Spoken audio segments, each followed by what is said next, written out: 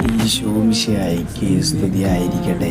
ഇന്ന് സദ്വചനങ്ങളിൽ ഇനി ഓരോരുത്തരെയും കർത്താവ് പഠിപ്പിക്കുന്ന വചനം ഇങ്ങനെയാണ്: അങ്ങ് കാണുന്നു, കഷ്ടപ്പാടുകളും ക്ലേശങ്ങളും അങ്ങ് തീർച്ചയായും കാണുന്നുണ്ട്, അങ്ങ് അവ ഏറ്റെടുക്കുന്നു. സങ്കീർത്തനങ്ങൾ 10:14 ഈ വചനം വെളിപ്പെടുത്തുന്നു.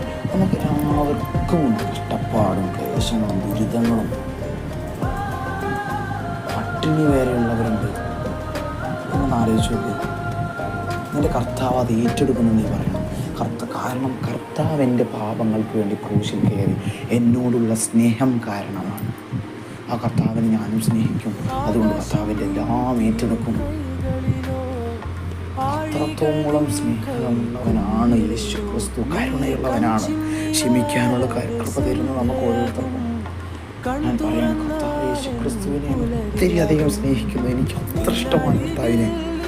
നിങ്ങൾക്കും എല്ലാവർക്കും ഇഷ്ടമാണ് കർത്താവിനെ. ഈ വചനം കേൾക്കുന്ന എല്ലാവർക്കും കർത്താവിൻ്റെ അത്ഭുതങ്ങൾ നിറയ്ക്കട്ടെ എന്ന് ഞാൻ